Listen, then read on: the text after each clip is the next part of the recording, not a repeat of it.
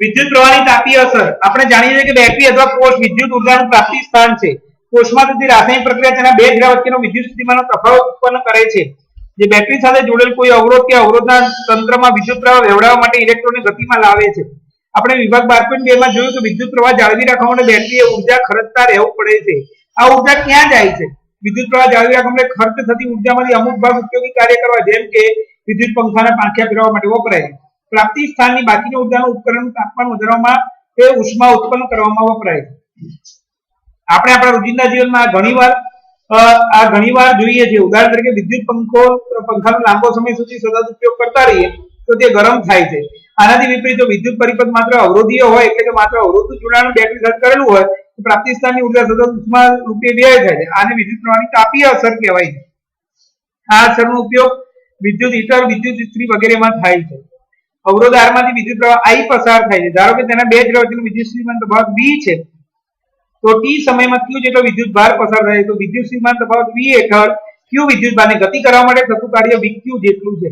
પ્રાપ્તિ સ્થાનને t સમયમાં VQ જેટલી ઉર્જા પૂરી પાડવી છે. તેથી પરિપથને મળતો પાવર P બરાબર VQ/T એટલે P બરાબર VI અથવા t સમયમાં પરિપથને પૂરી પાડતી ઉર્જા P ગુણ્યા T બરાબર એટલે કે VIT થાય છે.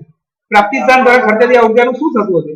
આ ઉર્જાનું ઉષ્મા ઉર્જામાં રૂપાંતરણ થાય છે એટલે કે H બરાબર VIT. ઓહમના નિયમ પ્રમાણે H બરાબર I2RT અને જૂલનો તાપીય નિયમ કહેવામાં આવે છે. આ નિયમ પરથી સ્પષ્ટ છે કે અવરોધમાં ઉત્પન્ન થતી ઉષ્મા એ આપેલ અવરોધ માંથી પસારતા વિદ્યુત પ્રવાહના વર્ગના સમપ્રમાણમાં છે. આપેલ વિદ્યુત પ્રવાહ માટે અવરોધના સમપ્રમાણમાં છે. અવરોધમાં જેટલા સમય માટે પસાર થાય તે સમયના પણ સમપ્રમાણમાં છે. વ્યવહારિક પરિસ્થિતિમાં જ્યારે કોઈ વિદ્યુત ઉપકરણને જાણીતા વોલ્ટેજ પ્રાપ્તિ સ્થાન સાથે જોડવામાં આવે તો I બરાબર V/R સંબંધ દ્વારા તેમાં વહેતો વિદ્યુત પ્રવાહ શોધ્યા બાદ સમીકરણનો ઉપયોગ કરવામાં આવે છે. ચલો આપણે આગળ ભણી ગયા વિદ્યુત પ્રવાહની તાપીય અસર. આપણે જ્યારે વિદ્યુત પ્રવાહનો પાઠ શરૂ કર્યો ત્યારે મેં તમને કહ્યું હતું કે આ બેટરીની અંદર વિદ્યુત ભાર જમા છે. જ્યારે આપણે સ્વિચ ચાલુ કરીએ એટલે વિદ્યુત ભાર દોડવા માંડે. એ વિદ્યુત ભારને દોડવા માટે બેટરી અંદરથી બળ પૂરું પાડે એટલે કે વિદ્યુત ભાર પર કાર્ય થયું તે કહેવાય. અને વિદ્યુત ભાર પર કાર્ય થયું એટલે બેટરીના બે છેડા વચ્ચે વિદ્યુત સ્થિતિમાનનો તફાવત ઉત્પન્ન થાય. એટલે કે બેટરી એ બળ આપતું એક રચના જેમાંથી ઉર્જા વિદ્યુત ભારને મળી એટલે કે એની ઉર્જા ખર્ચાય. એ જે ઉર્જા ખર્ચાય એ ઉર્જા જાય છે ક્યાં? તો એ ઉર્જા આપણા ઉપકરણને ગતિ કરાવવા માટે વપરાય. આ પંખો છે તેને ગતિ કરાવવા માટે વપરાય. લાઈટ છે તો એમાંથી પ્રકાશ ઉત્પન્ન કરવા માટે એ ઉર્જાનો ઉપયોગ થાય છે. અને ઘણી બધી ઉર્જા એ ઉષ્મા ઉર્જામાં રૂપાંતરણ પામે છે. આપણે 10 કલાક આ પંખો ચાલુ રાખીએ ઘણા લાંબા સમય નીચે એને અડજો તે પંખો ગરમ લાગશે. આપણને આ લાઈટ હોય તો લાઈટને અડશો 2 કલાક 3 કલાક પછી તે ગરમ લાગશે. કેમ એવું થાય છે? કારણ કે બેટરીમાંથી જે ઉર્જા મળે છે એ ઉર્જા એ યંત્રને કાર્ય કરવા માટે વપરાય છે. સાથે સાથે એ ઉર્જાનું ઉષ્મા ઉર્જામાં પણ રૂપાંતરણ થાય છે. એ ઉષ્મા ઉર્જા યંત્રમાં રહે છે એટલે યંત્ર આપણને ગરમ લાગે છે. આને વિદ્યુત પ્રવાહની તાપીય અસર કહેવામાં આવે છે. આ યંત્રની અંદર ગૂંચળું છે, કોઇલ છે એટલે તો ફરે છે કે ગૂંચળામાંથી જ્યારે વિદ્યુત પ્રવાહ કોઇલ ગૂંચળું એટલે અવરોધ તાર આર એમાંથી વિદ્યુત પ્રવાહ પસાર થાય એટલે તાર કે ગૂંચળું આ યંત્રને ગતિ કરાવડાવે અને એને કારણે આપણને પંખામાંથી પવન પ્રાપ્ત થાય છે.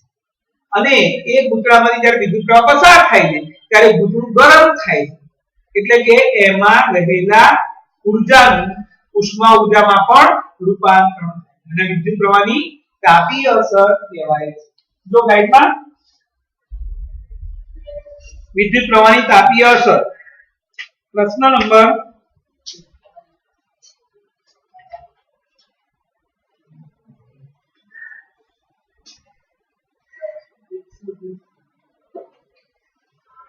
120 પ્રશ્ન પેજ નંબર 120 એમાં પ્રશ્ન 53 વિદ્યુત પ્રવાહ વડે ઉષ્મા કેવી રીતે ઉદ્ભવે છે?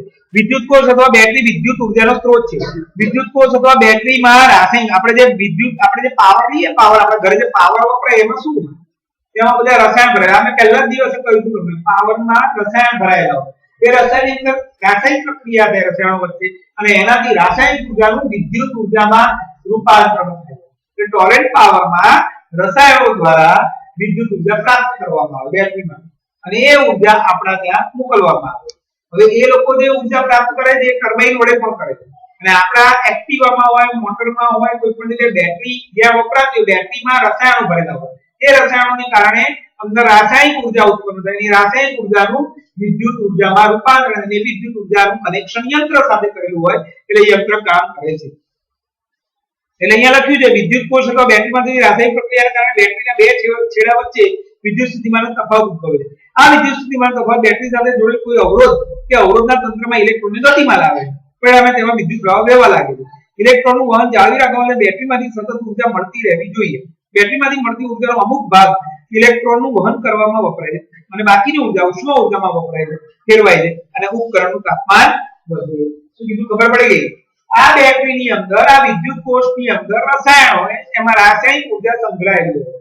એ રાસાયણિક ઉર્જાનું કામ શું છે? એ રાસાયણિક ઉર્જા દ્વારા જ્યારે બેટરી સાથે પરિપથ જોડેલો હોય અને કળ ચાલુ કરીએ એટલે બેટરીની રાસાયણિક ઉર્જા એ ઇલેક્ટ્રોનને ગતિ કરાવવા માટે વપરાય અને ઇલેક્ટ્રોન ગતિ કરે એટલે વિદ્યુત પ્રવાહનું વહન થાય. વિદ્યુત પ્રવાહનું વહન થાય એટલે યંત્ર કામ કરે છે.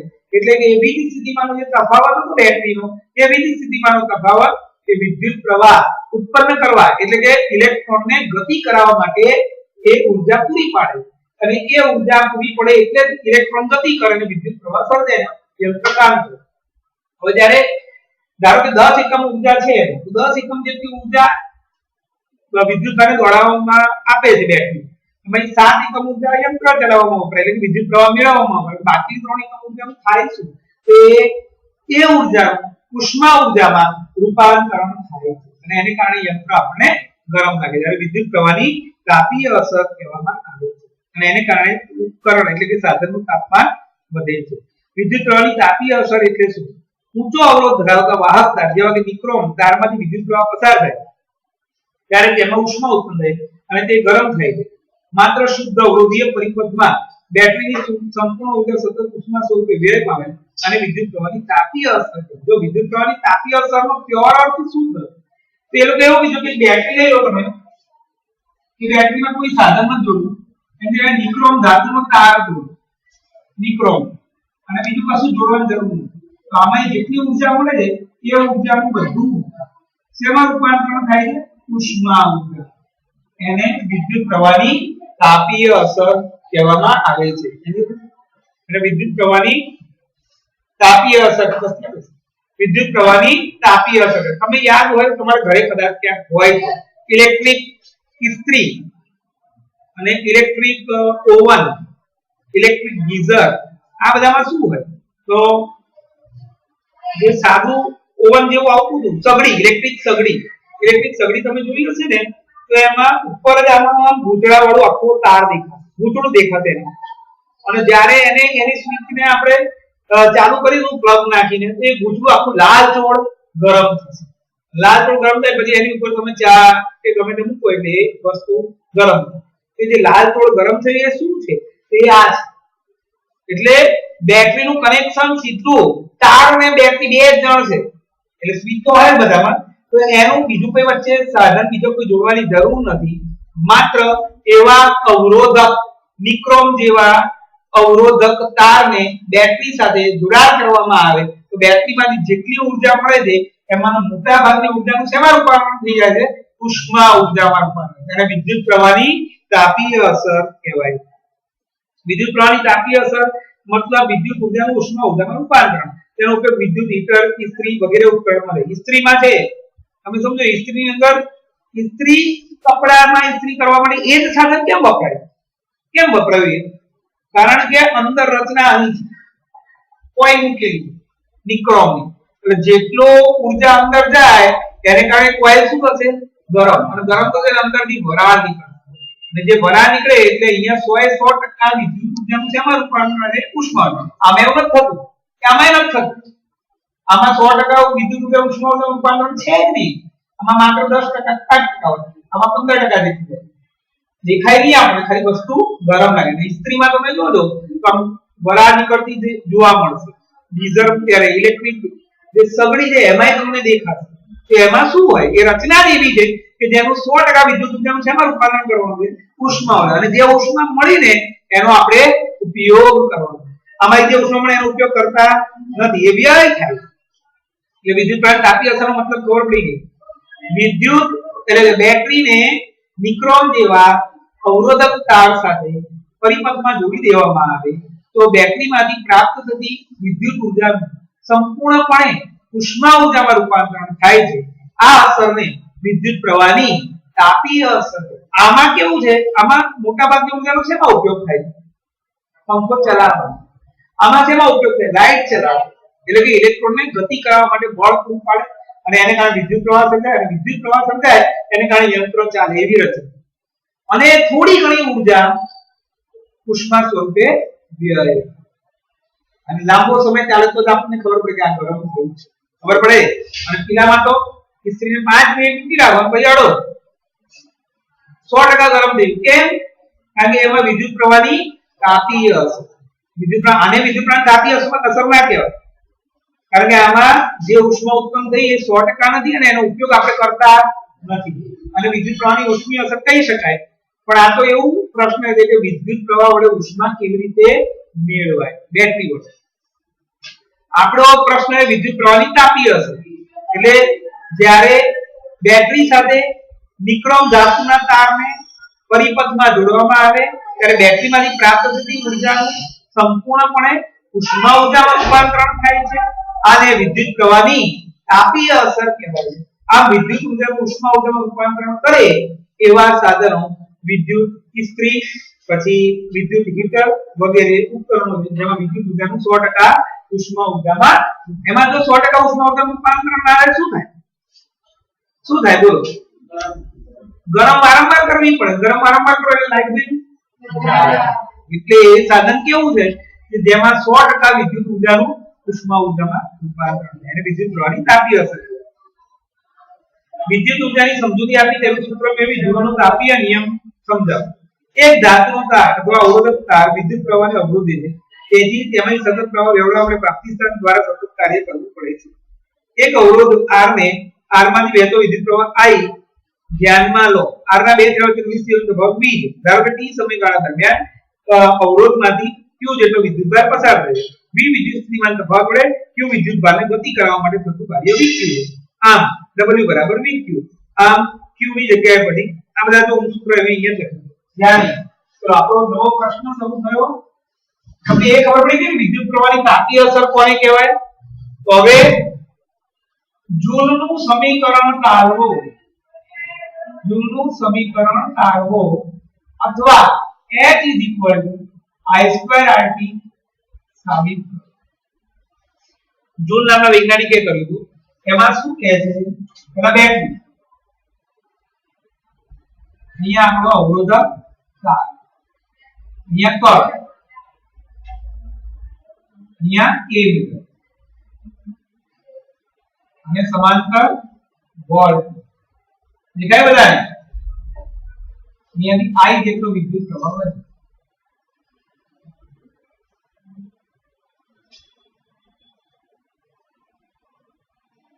ધારો કે R અવરોધને બેટરી કર્ણ a મીટર સાથે શ્રેણીમાં જોડવામાં આવે છે. દેખાય બધાને? અને અવરોધ R ને સમાંતર વોલ્ટમીટર જોડવામાં આવે છે. જે બે છેડા વચ્ચેનો વીજ સ્થિતિમાનનો તફાવત દર્શાવે. જ્યારે કણ ચાલુ કરીએ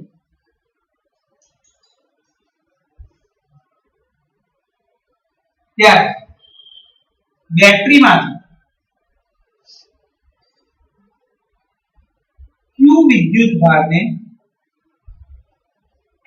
પરિપથમાં ગતિ કરાવવા માટે કાર્ય કરવું પડે. જે વીજ સ્થિતિમાનના તફાવત v ને લીધે થાય. આ બે છેડા વચ્ચેનો જે વીજ સ્થિતિમાનનો તફાવત હોય એ કેટલું બળ આ બેટરીમાં છે એને કારણે અહીંયાથી વિદ્યુતભાર દોડશે અને ગતિ કરશે અને પરિપથમાં વિદ્યુત પ્રવાહનું સર્જન થાય છે અને પરિણામે પરિપથમાં વિદ્યુત પ્રવાહ I વધે છે માટે આપણું સૂત્ર યાદ છે વીજ સ્થિતિમાનના તફાવતનું સૂત્ર V બરાબર W/Q યાદ આવ્યું Q ને ઉપર લીધે V ગુણ્યા Q બરાબર W એટલે કે W બરાબર V પરિણામ 1 W નું સૂત્ર મળી ધ્યાન અહીંયા આવે તો આપણે I નું સૂત્ર યાદ છે I નું સૂત્ર પહેલું સૂત્ર આપણે આ ચેપ્ટરમાં ભણાવ્યું V બરાબર W/Q અથવા પહેલું સૂત્ર આ ભણાવ્યું I બરાબર Q/T T ને ઉપર લઈ જાઓ I ગુણ્યા T બરાબર Q એટલે Q બરાબર I પરિણામ 2 પરિણામ 2 ની કિંમત પરિણામ 1 માં મૂકતા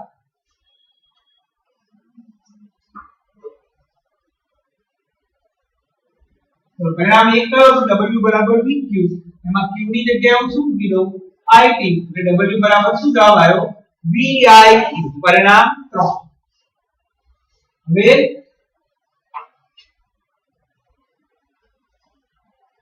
ઓહમનો નિયમ શું તો R V/I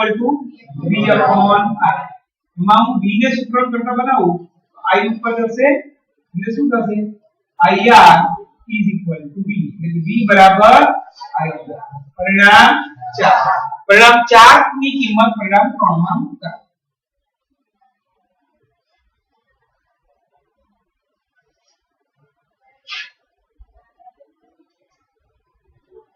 ચલો આપણે મૂકી લઈએ W બરાબર VIT એમાં V ની જગ્યાએ આપણે કિંમત મૂકીશું કે IR ગુણ્યા IT શું જવાબ આવ્યો I2RT પરિણામ 5 આમ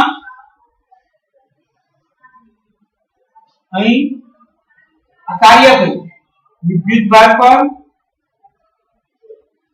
જેટલું કાર્ય થાય છે આપણે સ્વિચ જ્યાં સુધી ચાલુ રાખીશું ત્યાં સુધી વિદ્યુતભાર ગતિ કરશે અને જેટલી વાર ચાલુ રાખીશું એટલી વાર ગરમી પેદા થશે એટલે હું અહીંયા લખી જેટલું કાર્ય થાય છે કેટલા પ્રમાણમાં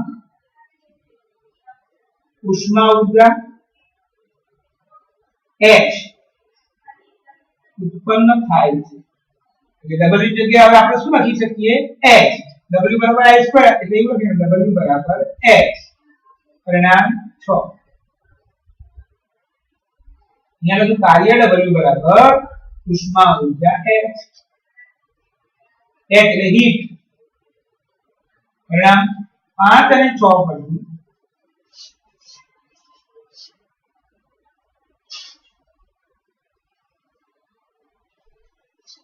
H is equal to I2RT પરિણામ 7 જૂલનું સમીકરણ તાપીય સમીકરણ દર્શાવે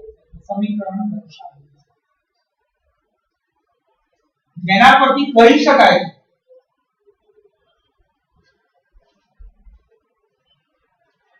શું કહી શકાય પહેલું આ H નો આધાર કઈ બાબત પર છે H માં આધાર 3 બાબત પર છે I ના વર્ગના સમપ્રમાણમાં એટલે કે વિદ્યુત પ્રવાહના વર્ગના સમપ્રમાણમાં અવરોધના સમપ્રમાણમાં અને સમયના સમપ્રમાણમાં એટલે કહેવાય એવું માંગે છે કે આપણે જેટલો અત્યારે ધારો કે 5 એકમ વિદ્યુત પ્રવાહ પસાર કર્યો તો જે પૂતળું ગરમ થયું એની જગ્યાએ હું 10 એકમ વિદ્યુત પ્રવાહ પસાર કરું તો પૂતળું વધારે ગરમ થયું કે ઓછું વધારે એટલે એના કેવા પ્રમાણમાં થયું સમપ્રમાણ પણ એના વર્ગના સમપ્રમાણમાં એટલે તમે જેટલો વધારે વિદ્યુત પ્રવાહ પસાર કરશો એના વર્ગ કરીએ એટલું ઉષ્મા ઊર્જા ઉત્પન્ન થાય સાથે સાથે જેટલો અવરોધ વધારે હશે જેટલા ખાડા વધારે હશે એટલી ઉષ્મા ઊર્જા ઘર્ષણ બળ વધી જાય અને એને કારણે ઉષ્મા ઊર્જા એટલી વધારે ઉત્પન્ન થશે અને જેટલા સમય માટે આપણે એમ કે મેં 10 મિનિટ માટે આ પ્રયોગ કર્યો એની જગ્યાએ હું 1 કલાક આ પ્રયોગ કર્યો શેમાં વધારે ઉષ્મા ઊર્જા ઉત્પન્ન થાય 1 કલાક કર્યો એટલે સમયના પણ સમપ્રમાણમાં હોય છે એટલે આપણે એવું લખી શકીએ માટે કહી શકાય કે ઉત્પન્ન થતી ઉષ્મા ઊર્જા H એ પહેલું પસાર થતા વિદ્યુત પ્રવાહ ના વર્ગના સમપ્રમાણમાં છે બીજું અવરોધ R ના સમપ્રમાણમાં છે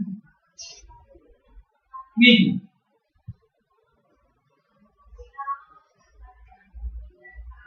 સમય t ના પણ સમપ્રમાણમાં.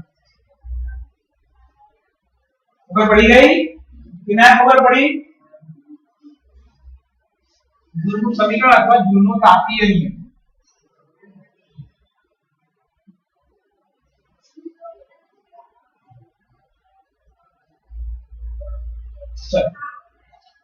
પ્રશ્ન 56. હા, જૂલનું આપણે અહીંયા એકમ લખવું હોય તો શું છે? પ્રશ્નાવલીના 7મા 8મા 9મા નંબરમાં એક નોન ઊર્જા એકમ જૂલ છે. એસે એકમ જૂલ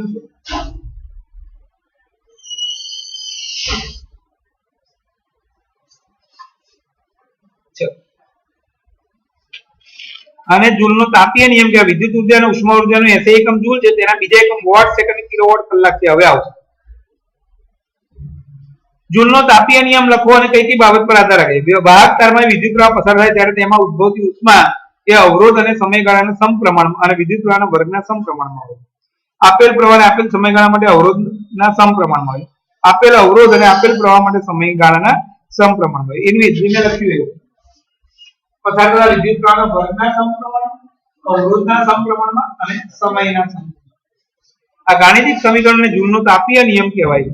આ નિયમ પરથી સ્પષ્ટ થાય છે કે વિદ્યુત પ્રવાહ I, વાહકનો અવરોધ R અને સમય એ જેટલા સમય માટે પસાર થાય તેના પર તે આધાર રાખે છે. ચલો પ્રશ્ન 57. શા માટે આ ખબર પડી ગઈ ને ભાઈ સૂત્ર? પહેલું સૂત્ર શું આવે? V W/Q માટે VQ W. હવે I નું સૂત્ર I Q/T માટે Q IT. W VQ માં Q ની જગ્યાએ IT મૂકી દો. W VIT. અને હવે પછી ઓહમનો નિયમ R V/I. V ને સૂત્રાંકન કરતા V IR. W VIT માં V ની જગ્યાએ IR મૂકી દો. W IR ગુણ્યા IT એટલે W I2RT. અને આ જે થયું એ કાર્ય થયું. આ બેટરી વડે કાર્ય થયું. કે બેટરી વડે જેટલું કાર્ય થયું એટલી ઉષ્મા ઉર્જા ઉત્પન્ન થાય છે. તો W ની જગ્યાએ આપણે લખ્યું H. માટે H I2RT. એટલે આ જૂલનું સમીકરણ અથવા જૂલનો તાપીય નિયમ દર્શાવે છે, જે દર્શાવે છે કે ઉત્પન્ન થતી ઉષ્મા ઉર્જા એ પસાર કરેલા વિદ્યુત પ્રવાહના વર્ગના સમપ્રમાણમાં, અવરોધના પણ સમપ્રમાણમાં અને સમયના પણ સમપ્રમાણમાં હોય છે. પ્રશ્ન 57. શા માટે વિદ્યુત હીટરનું દોરડું ચળકતું નથી જ્યારે તેનો તાપીય ઘટક ચળકે? વિદ્યુત હીટરનો તાપીય ઘટક ખૂબ ઊંચા અવરોધ વાળી મિશ્ર ધાતુ નિક્રોમનો બનેલો હોય, જ્યારે તેનું જોડાણ ખૂબ નીચા અવરોધ ધરાવતી તાંબાના તારનું બનેલો હોય. આમ ખૂબ ઊંચા અવરોધ વાળા તાપીય ઘટકો જે નિક્રોમના બનેલા છે તેમાંથી વિદ્યુત પ્રવાહ પસાર થતા તે ચળકે છે અને તેમાં ખૂબ જ વધુ ઉષ્મા ઉત્પન્ન થાય છે. પરિણામે તે ખૂબ જ ગરમ થવાથી ચળકે છે. જ્યારે વિદ્યુત હીટરના ખૂબ નીચા અવરોધ વાળા જોડાણ તારમાંથી વિદ્યુત પ્રવાહ પસાર થાય તેમાં ખૂબ ઓછી ઉષ્મા ઉત્પન્ન થાય. પરિણામે તે ગરમ થતો નથી અને તેથી ચળકતો નથી. સમજ પડે સવાલમાં? વિદ્યુત હીટર તમે જોયું નથી? આપણા ઘરે જે હીટર કોઈને ઘેર હોય તો વાંધો નહીં, પણ તમે જોશો ને તો જ્યારે હીટર ચાલુ કરીએ ને તો અંદર બધું આપણને બહારથી દેખાય લાલ લાલ થતું એકદમ ધીમે ધીમે લાલ લાલ થતું જાય. ઘણા રેસ્ટોરન્ટમાં પેલું માછીઓ મારવા માટે આટલા આટલા સાધનો મૂક્યા હોય. ફરસાણવાળા દુકાનમાં તમે જો લાઈટ હશે અને અંદર તાર લગાડેલા હોય. એવી જ રીતે એવા તાર તમને આપણે ગીઝરમાં કેવું હોય? અરે હીટરમાં આખું ઉપર ફાઈબર જેવું હોય, ઉપર પારદર્શક પ્લાસ્ટિક નું હોય જે અવાહક હોય, એની અંદર ભૂતળું હોય દેખાય તમને. એ ભૂતળું એટલે નિક્રોમ, પણ એનો જે પ્લગ હોય આ પ્લગ એ તાંબાનો બનેલો. એટલે તમને એવો પ્રશ્ન પૂછે છે કે જ્યારે કરંટ આવે ત્યારે આ દોરડું તો ચમકતું નથી પણ જે ભૂતળું છે એ ચમકે છે. કેમ એવું? તેનું કારણ એવું છે કે જે ભૂતળું જે છે એનું બનેલું છે નિક્રોમ. નિક્રોમનો અવરોધ બહુ ઊંચો છે, R એનો બહુ ઊંચો છે. પરિણામે R જેટલો ઊંચો હોય એટલી ઉષ્મા ઉર્જા વધારે ઉત્પન્ન થાય. એટલે એ નિક્રોમમાંથી જ્યારે વિદ્યુતભાર ગતિ કરે ત્યારે એને અવરોધ બહુ નડે છે. પરિણામે એનું ઘર્ષણ પણ બહુ વધી જાય. પરિણામે ત્યાં આગળ સખત ઉષ્મા ઉર્જા ઉત્પન્ન થાય. પરિણામે એટલી ઉર્જા ઉત્પન્ન ગરમી ઉત્પન્ન થાય જેને કારણે ભૂતળું ચમકવા લાગે, લાલ ચોળ થઈ જાય એટલે ચમકવા. પણ આ દોરડાની અંદર આ દોરડું જે પ્લગ વાળું દોરડું જે છે એ દોરડામાં તાંબાનો તાર વપરાય છે, તાંબાના તારનો અવરોધ બહુ જ ઓછો છે એટલે સરળતાથી વિદ્યુતપ્રવાહ પસાર થઈ જાય, પરિણામે એને કઈ નડતું નથી, ઘર્ષણ બળ બહુ ઓછું લાગે, પરિણામે ત્યાં આગળ ગરમી એટલી બધી ઉત્પન્ન થતી નથી, પરિણામે તાંબાનો તાર ધરાવતું દોરડું ચમકતું નથી, પણ જે હીટરની અંદર ભૂતળું છે જે નિક્રોમનું બનેલું છે એમાંથી વિદ્યુતપ્રવાહ પસાર થાય એ ચમકે છે। ખબર પડી ગઈ બધાને? ચલો પ્રશ્ન 58, 50 વોલ્ટના વિદ્યુત સ્થિતિમાન તફાવત હેઠળ 1 કલાકમાં 96,000 કુલમ વિદ્યુતભારને એક સ્થાનેથી બીજા સ્થાને ગતિ કરાવતા ઉત્પન્ન થતી ઉષ્મા ઊર્જા મેળવો। ચલો દાખલો છે, શું કીધું? જે રકમ આપી આપણે 50 v બરાબર 50 પછી 1 કલાકમાં સમય t કેટલો છે? 1 કલાક, 1 કલાકના એટલે આપણે શું લખવું પડે? 3600 સેકન્ડ, સેકન્ડમાં ફેરવવું પડે એટલે 3600 સેકન્ડ પછી વિદ્યુત ભાર છે 96000 કુલમ, વિદ્યુત ભાર એટલે q 96000 c કુલમ સમીકરણ તો ઉત્પન્ન થતી ઉષ્મા ઊર્જા h કેટલી? આપણે h પૂછ્યું છે, h શું પૂછ્યું છે? h આપણું સૂત્ર શું હતું? h બરાબર i2rt, મને i એ નથી આપ્યું, i આપ્યું, r એ નથી આપ્યું, તો તમે એવું નહીં વિચારવાનું કે આ એક સૂત્ર લઈ શકો, આ સૂત્ર લઈ શકો છો, પછી જે બોક્સ બનાવું ને w વાળા જે સૂત્ર છે એ કોઈ પણ લઈ શકો છો, કે w એ શું છે? h, તમે આ સૂત્ર કે આ સૂત્ર તમારી કોઈ પણ લઈ શકો છો। આપણે શું આપ્યું છે પહેલા? q1t આપ્યા છે, તમારે આ સૂત્ર લેવું હોય તો દાખલો લાંબો થશે, જો q1t આપ્યા કે નથી આપ્યા? તો q1t ઉપર શું મળી જશે? i મળશે, એના ઉપરથી ઓહમના નિયમ પરથી શું મળી જશે? r મળી જશે, પછી i r બંને થઈ ઉલટી થઈ ગયું, તમારું h પણ મળી જશે। કેવી રીતે કરવું? i બરાબર q upon t 96000 ભાગ્યા 36 છોડે થી જોડે 160 3 તો i મળી ગયો, મને i કેટલો મળ્યો? 80 upon 3 એમ્પિયર। હવે r જોડી નાખીએ, r બરાબર v upon i, ચલો r બરાબર v upon i, v કેટલો હતો આપણો? 50, અહીંયા 50 લખી, અહીંયા કે 80 upon ઉપર એટલું 150 અને 80, શું જવાબ આવ્યો? 15 r, r મળી ગયો તમને કે ના મળ્યો? હવે h શોધી નાખીએ, h બરાબર i2rt, વેલ્યુ મૂકો બધાને, i કેટલો હતો? 80 upon 3 નો વર્ગ, r કેટલો હતો? 15 upon 8 અને t કેટલો હતો? 36, 80 ગુણ્યા 80 છેદમાં 3 ગુણ્યા 3 15 છેદમાં 8 અને અહીંયા આવશે 36, 3 પંચા 15, આ 12 કરી 36, આ 8 દાળ 80, 12 પંચા 60, દેખાય બધા? 12 પંચા 60 480 થાય, મે કોનો ગુણાકાર કર્યો? 12 5 અને 8 કેટલો આવ્યો? 480। તો મિનિમમ ઉપર આનો કેટલો રહ્યો? 1 અને 2, આટલા જૂલ ઉષ્મા ઊર્જા ઉત્પન્ન થાય છે। ખબર પડી કે ના ખબર પડી? હવે મારે એને કિલોમાં ફેરવવું હોય તો કાલે જ મેં તમને કહ્યું કોઈ પણ પદાર્થને કિલોમાં ફેરવવું હોય તો એને 1000 વડે ભાગવું પડે, એટલે આના જવાબની જગ્યાએ તમને આવું લખો તો બી થાય,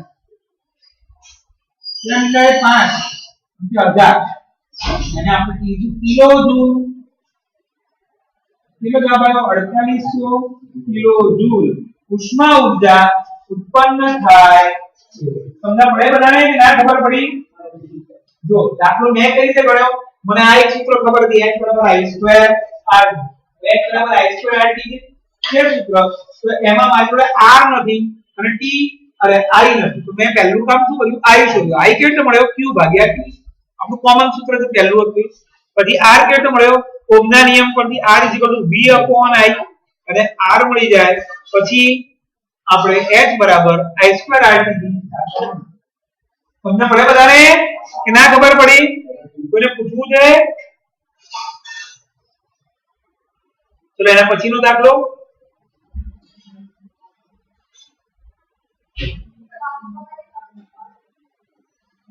શું છે દાખલા વાંચો તો 20 ઓમેગા અવરોધ ધરાવતી વિદ્યુત ઇસ્ત્રી 5 એમ્પીયર વિદ્યુત પ્રવાહ 30 સેકન્ડમાં ઉત્પન્ન કરતી ઉષ્મા. સિમ્પલ. આર એ આપી દીધો છે, પછી આઈ એ આપી દીધો છે અને ટી એ આપી દીધો છે. ખાલી કિંમત જ મૂકવાની રહી. તો અહીંયા આવી જશે દાખલો આપણો.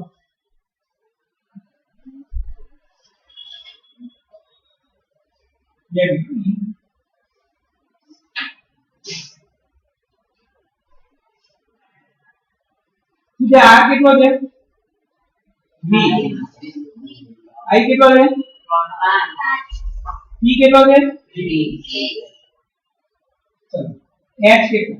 h બરાબર i2 rt 20 5 નો વર્ગ ગુણ્યા 20 ગુણ્યા 30 25 ગુણ્યા 20 ગુણ્યા 30 150 અને 2 મીટર આટલા જૂલ ઉષ્મા ઊર્જા ઉત્પન્ન થાય છે. અને કિલોજૂલમાં ફેરવવું હોય તો 1000 વડે ભાગી નાખવાનું. 1000 વડે ભાગી નાખો એટલે 15 કિલોજૂલ જવાબ. સમજ પડે બધાને કે ના ખબર પડી? 100% આઈએમપી નો 3 માર્કમાં. ફોટો પાડી લઉં.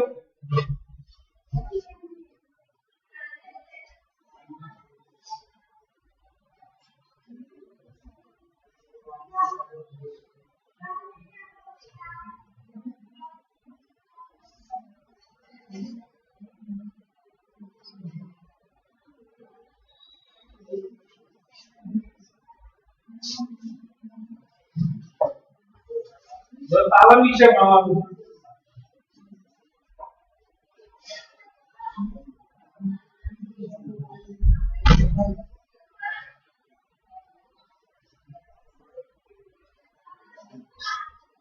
ચલો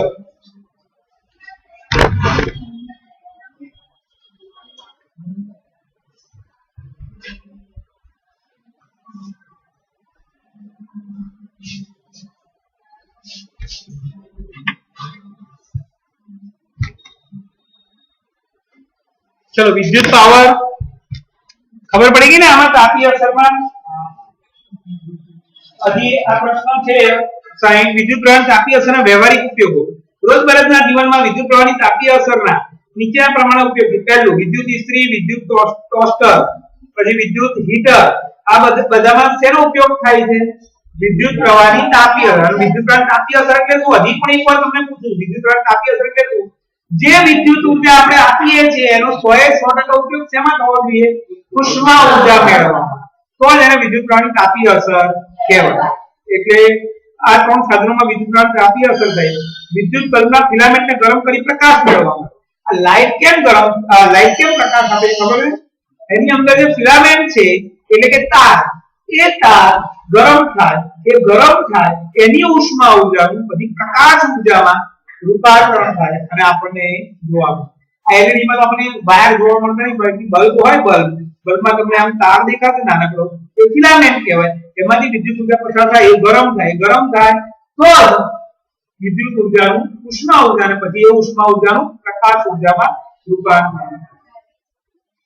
વિદ્યુત ફ્યુઝમાં કે જેના વડે ઘરના વિદ્યુત જોડાણ વિદ્યુત ઉપકરણને રક્ષણ મળે. હવે આ વિદ્યુત ફ્યુઝની અંદર જે તાર છે, જ્યારે વધારે વિદ્યુત પ્રવાહમાં આવી જાય શું થશે? ત્યારે આ તારમાં ગરમી વધારે ઉત્પન્ન થશે એટલે તાર પીગળી જશે. એને કારણે આ બધા સાધનો બંધ થઈ જશે અને આપણને આ સાધનમાં થતું નુકસાન થતું અટકે. દાખલા તરીકે આમાં 5 એમ્પિયર 2 એમ્પિયર પ્રવાહની જરૂર છે લાઈટમાં, અને અહીંયા 20 એમ્પિયરનો પ્રવાહ ભૂલથી આવી ગયો. એસી એ ચાલુ, બધું ચાલુ, તો એ 20 એમ્પિયરનો પ્રવાહ આમાં ઘૂસીએ શું થાય? આવડી.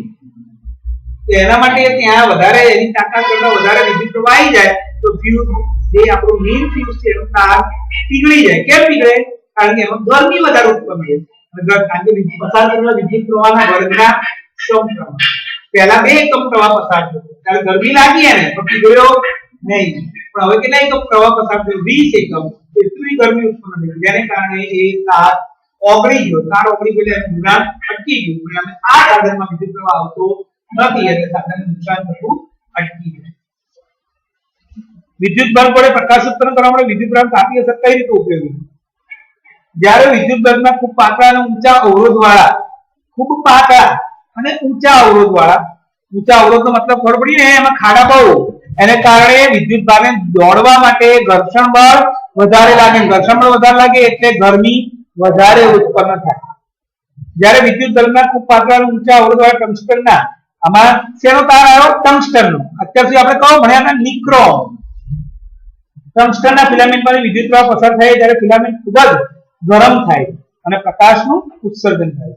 ફિલામેન્ટ બનાવવા માટે ટંગસ્ટન ધાતુનો ઉપયોગ થાય, કારણ કે તેનું ગલનબિંદુ 3380°C જેટલું ઊંચું છે. તેના ઊંચા ગલનબિંદુને કારણે તે પીગળ્યા વગર ઉષ્મા જાળવી રાખી ખૂબ ગરમ થાય છે અને પ્રકાશ ઉત્સર્જિત કરે છે.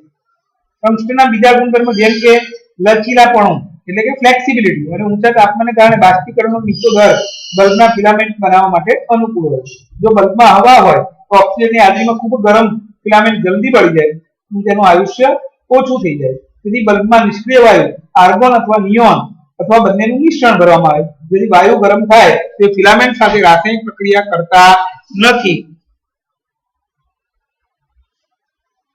ફિલામેન્ટ સાથે રાસાયણિક પ્રક્રિયા કરતા નથી અને પરિણામે ફિલામેન્ટનું આયુષ્ય વધી જાય છે.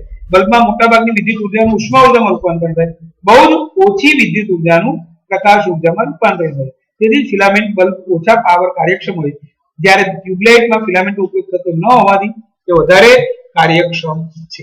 જો આ બલ્બ હોય, આપણા ઘરે નાનો બલ્બ હોય ને એની વાત કરે, આ એલઈડી લાઇટની વાત નથી કરતા કે ટ્યુબલાઇટની વાત નથી કરતા.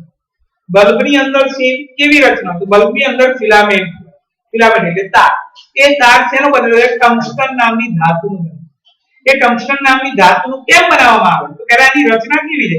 બલ્બની અંદર ફિલામેન્ટ ટંગસ્ટનનો બનેલો હોય, જ્યારે વિદ્યુત ઉર્જા બલ્બમાંથી પસાર થાય એટલે ફિલામેન્ટને ગરમ કરે, ફિલામેન્ટને ગરમ કરે એટલે ફિલામેન્ટ ગરમ થવાને કારણે એ પ્રકાશ ઉર્જા ઉત્પન્ન કરે અને આપણને બલ્બમાંથી પ્રકાશ પ્રાપ્ત થાય. હવે એ ટંગસ્ટનનો કેમ બનેલો છે? ટંગસ્ટનનું ગલનબિંદુ બહુ ઊંચું, 3300°C.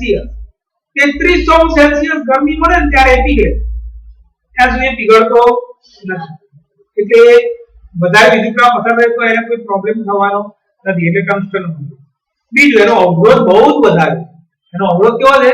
બહુ વધારે અવરોધ હોય એટલે ગરમી પણ વધારે ઉત્પન્ન થાય અને એને કારણે પ્રકાશ આપણને પ્રાપ્ત થાય. આ જે હીટર ને ઇસ્ત્રીમાં થાય એવું સમજણ પડી ગઈ ને હું શું બોલું છું? બલ્બની અંદરની રચનામાં ફિલામેન્ટ આવેલો છે. આ ફિલામેન્ટ ટંગસ્ટનનો બનેલો છે. જ્યારે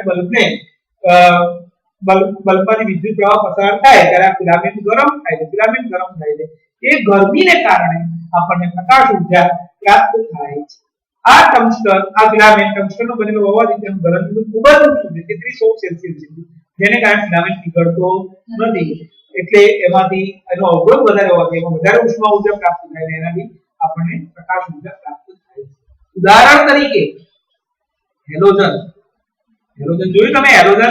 હેલોજનની અંદર હેલોજન બંધ હોય ત્યારે જોજો તમને બલ્બ દેખાશે નાનો.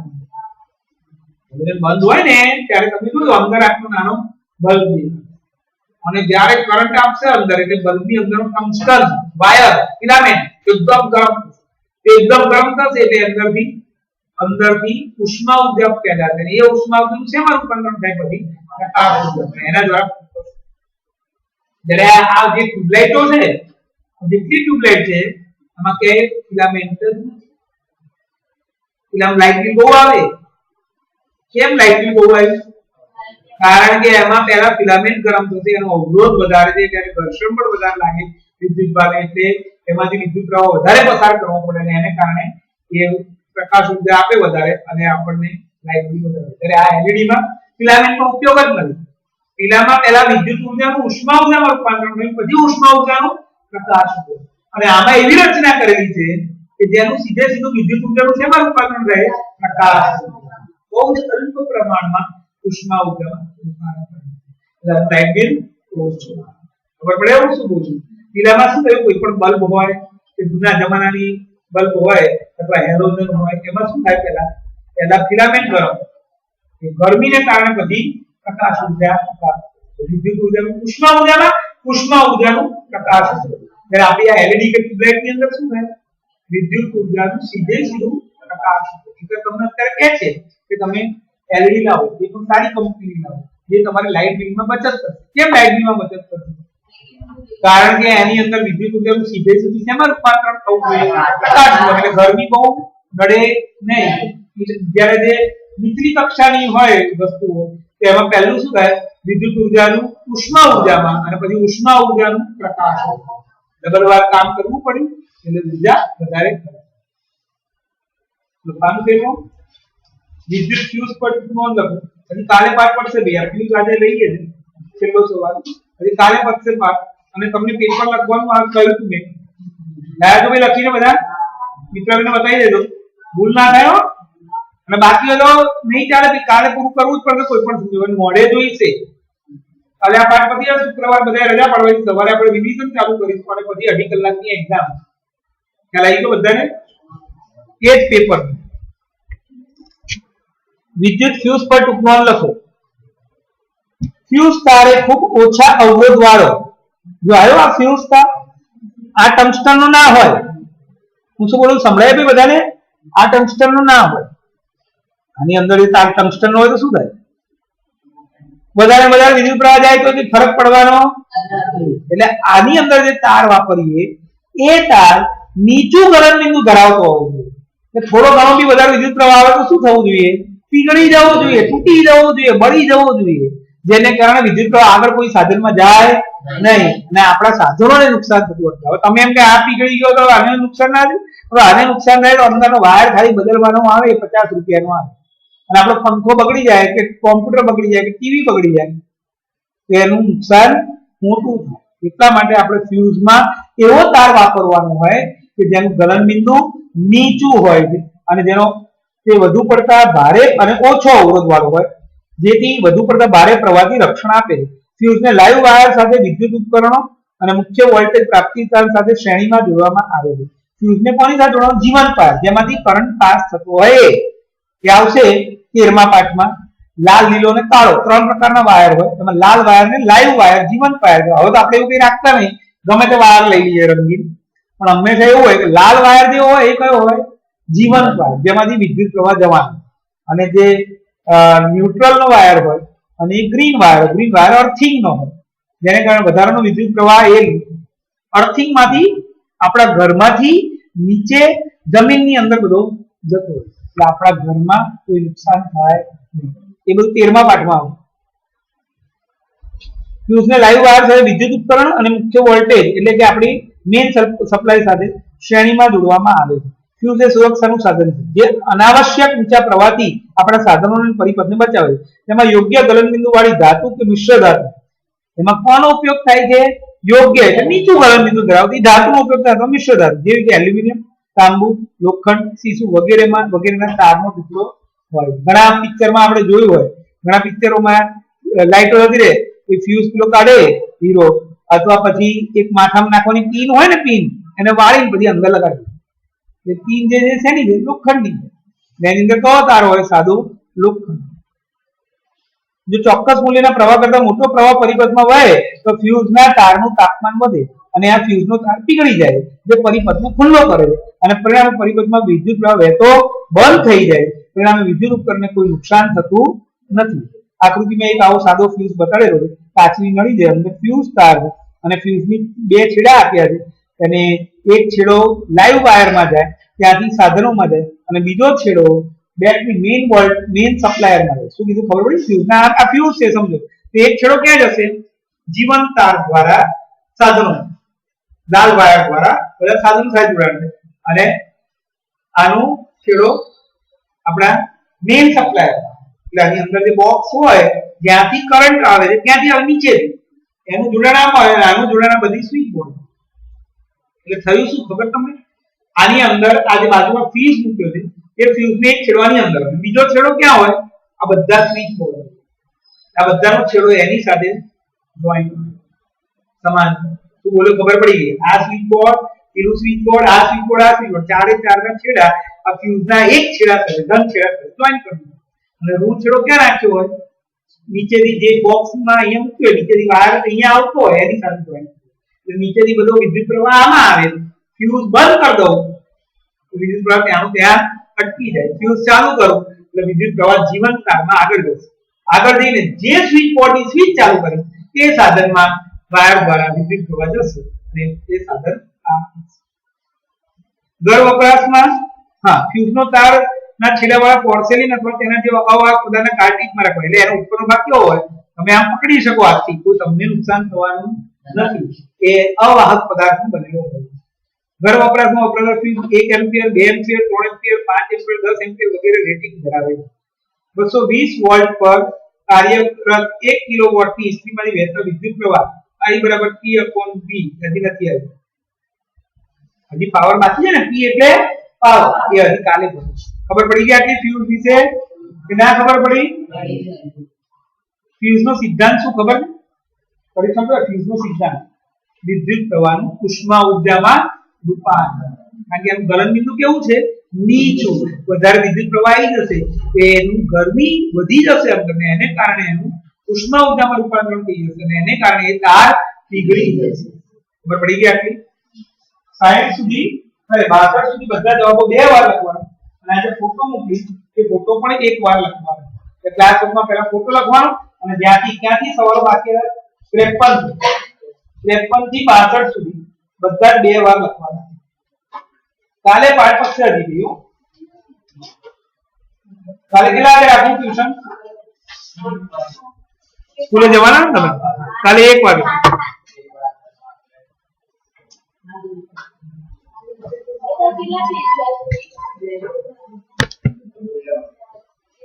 ઓપ્શન સાથે